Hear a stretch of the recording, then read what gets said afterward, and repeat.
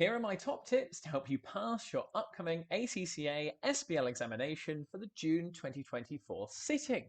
My name is James, and this video are the top tips that I'd be putting into play if I was in your shoes. We're going to get straight into it. All the links I refer to in the video are down in the description below for you to check out. That includes actually downloading my exclusive notes you can see on the screen, and also that I'm affiliated with the Strand where I would also recommend that you do a mock paper. And for pure transparency on the channel, as ever, I'm affiliated with them, which if you were to purchase using one of the links down below, it goes to supporting the channel. So as ever, thank you so much for all your support. If you get some value out of this video, be sure to like it, and we're going to get straight into it because tip number one, as you can see from me scrolling down here, is a deep understanding of the pre-seen notes. There is little to no time in the real examination for you to be going back, rereading, understanding different elements on it. The only time I would be going back and referring to, and again, the note, sadly, the pre-seen note, shall I say, in your examination will not have my exclusive notes on it. The only time I would be going back in, if I was doing the SBL exam, would be to refer to specific areas of the pre-seen notes. Now, this could be particular figures that you have in the information or financial information on there. The other aspects are especially the board of directors, maybe their roles that they're referring to. I'm just going to give you a quick overview as to the things that I'd be thinking about, say the risk register, where some little hints and tips I've talked about on the channel is possibly we could have something to do with health and safety or adverse publicity. And the other one, which you could definitely refer to in your narrative answers, they're the written parts, are the strategic objectives, values, the vision and the mission. And that is quoting them absolutely directly, and that is what the marker is crying out for on there. The other key tip from a deep understanding is using the names that we are provided of the businesses and individuals. So we've got Pitier on there, was the previous owner and founder. We also have, as we scroll through, a few companies that are involved. So you've got the actual breakdown of the market share within actual Ireland on here. So Gloas, Spellstone, Hude. Again, these could be thrown up in an actual requirement or in the unseen information on the exam day. Telehealth is another one down here, which again, it related to online sales and things that that we have for PVS that they are not actually doing. So again, really, you've got to understand all the different areas. And as I talk about it on the channel, trying to separate out your notes, flashcards are really helpful so that you can have a little review of them on the exam day. So that is my tip number one, a deep understanding of the pre-seen notes. And even if you're watching this video the night before your exam, check out the notes. They will definitely help you out and could be the difference in getting you that 50 plus. Now, tip number two, let's get straight into it. Exam time management. Now, you've probably heard that from your tutor online, through the gurus on there. What would I be doing if I was in your shoes? Well, the exam, as you know, is 3 hours and 15 minutes long. Everyone is different on there. There are some people that will say, oh, 1.8 minutes per mark and leave yourself 15 minutes as a sort of review. Base it on what works well for you. Every student I've helped with this exam, they all operate differently. Some like to take more time going through the unseen information. Some students haven't had a lot of time to go through the pre-seen information.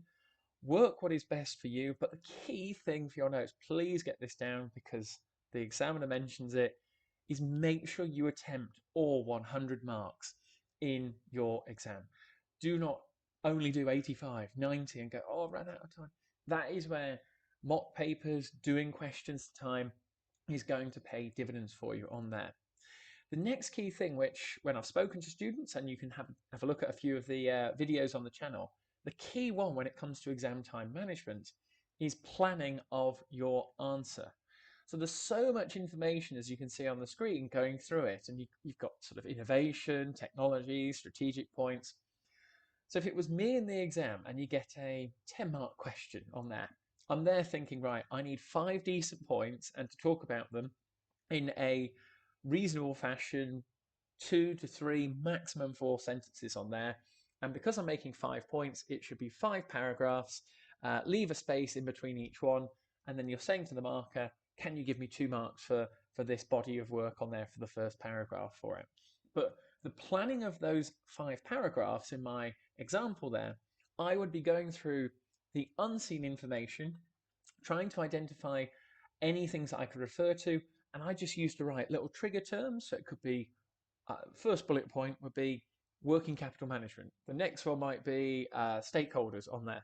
So I would have 5 little bullet points up at the top for my little plan, and then I would underneath go and write the 5 paragraphs about it, again referring back to the scenario and any unseen information. But those little triggers that I picked up on because of so much information really helps to direct and guide your answer, so it's going to be more specific. Because if you write generically and textbook answers on this and do not apply it back to Ireland and PVS, you sadly will not get the marks on there. So tip number 2, exam time management with some exam technique unraveled into that as well.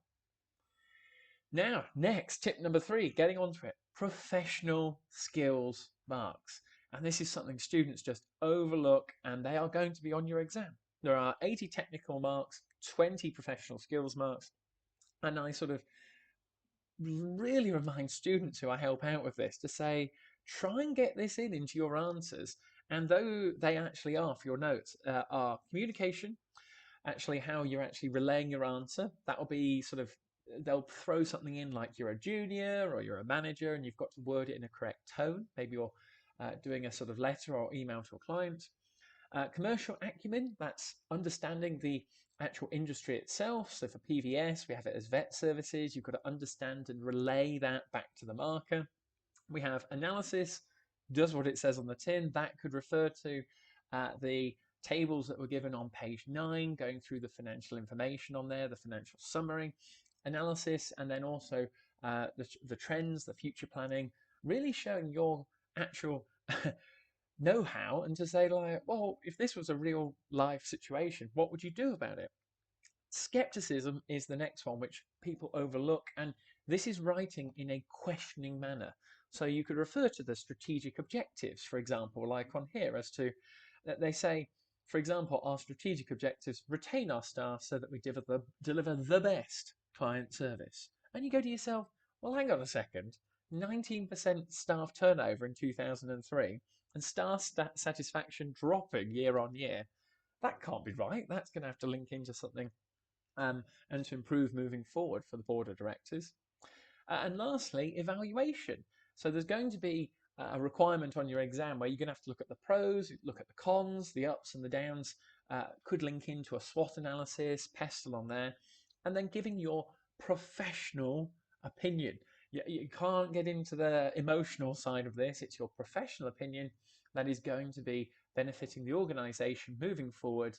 And the final thing for that is, please don't expect on the exam day it to be all sunshine and rainbows. There are going to be things for you to have to resolve, sort out, apply your knowledge, and there are things that are going to go wrong. So you've just got to expect it and then deal with it professionally, laying out your answers, and as I said, answering all 100 marks. So that is tip number 3, professional skills, and make sure you're referring to all of those different areas in your answer. And to add to that, make sure you're laying out your answer if they ask for a particular format on there. Have a look at the past papers. That is the best place to look on there. Next, tip 4, imperative. Application back to the scenario. Now, this is where you've got to be super, super careful. Key thing for your notes, 3 different areas. Number 1, the pre-scene notes. So the pre-scene notes that you could see on my screen on there is referring directly to the industry, PVS, competitors, the different areas, and use the little bits in blue that you can see on here: services provided, market structure. So if you get a question on the exam and it goes, right, something to do with innovation and development, you go, right, I saw that on James's analysis. He referred to maybe technological points in PESTLE. Could it relate into threats for SWOT? What were the areas we talked about, such as high capital investment? They've not adopted AI, expensive to deliver. The main market leaders are already doing it. So this is where it should be your little trigger in the exam to first of all go straight back to the preceding information. Next, number 2, in terms of the application back to the scenario, is the unseen information given on the exam day. There'll be extra pieces relating to PVS, the staff, could be anything on there, and that is where the time management comes into play, and you have to be really, really careful with how you're managing it on there as well. So understanding that unseen information you've got on the exam day, and then working out which requirement that it actually relates to. And last but not least, tip number 3 of the actual application back to the scenario is the requirement set itself. This is the words that ACCA will use to test you on the exam day. And they will use a few little buzzwords, trigger words in that requirement. So it could be, as I mentioned before, working capital management. It could be ethics. It could be something on the lines of the strategic position of this organization. And what I want you to do, which is going to guide your answer, is apply those actual key buzzwords they've used in the requirement to shape your answer on that. That is where, if they've mentioned risk, if they've mentioned suppliers, if they've mentioned about new revenue streams, that is what the market is looking for. And if you can actually go through, apply those key buzzwords from the requirement, along with the pre-seen information, unseen information, you've got a really good chance of picking up on good marks. With last but not least me saying, do not write your full answer as just one big paragraph on there. Separate out your answers paragraph by paragraph, 3 to 4 sentences maximum. Do not write any more than that. Move on to your next point so that you're answering the full marks allocated on there. So that's application back to the scenario, tip number 4 for you. Last but not least, tip number 5 on there is the CBE practice platform and mock papers / past papers on there. Too many students waste time because they are not familiar with the CBE platform. Maybe this is your first ACCA exam out of university, and they just sort of go, oh, hang on, I'm going from the Word document to the Excel, then I've got the requirement, then I've got the pre-seen, then I've got the unseen, and you're losing time, which you just do not have on there. So it's going to come with practice. It's going to come with you sitting down, doing it to time, under exam conditions, as if it was like the real thing, full focus, nobody coming to distract you or having your phone on or a break in between. That is where it's going to showcase the skills needed to operate the CBE platform. So you can take elements from the scenario, copy and paste it over, those sort of things.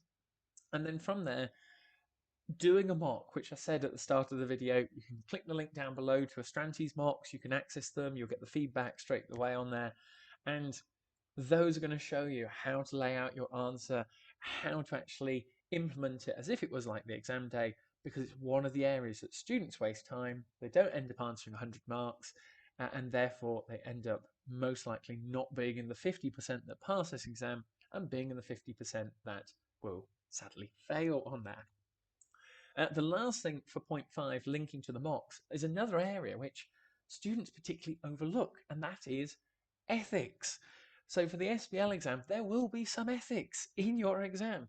So you've got to have integrity, objectivity, professional competence and due care, confidentiality, professional behaviour. One of those 5 areas is going to come up in one form or another, that you can talk about ethics and apply it back to the scenario on there. And it can link into everything from the staff on here. It could be linking into the board of directors, the strategic position. My hunch would be something on the lines of the staff satisfaction, maybe linking into the staff turnover and the strategic objectives and the values.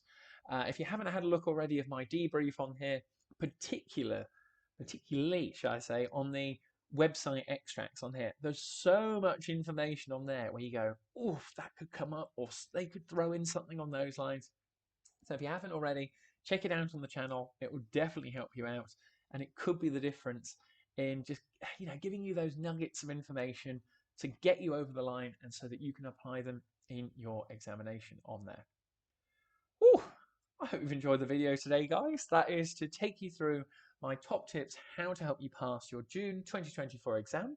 I've linked up at the top some other videos you can check out on the channel, and everything is linked down below, how to download these notes, mock papers from Astranti, and there's also a free pack down there as well.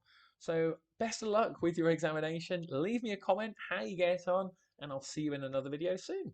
Thank you very much.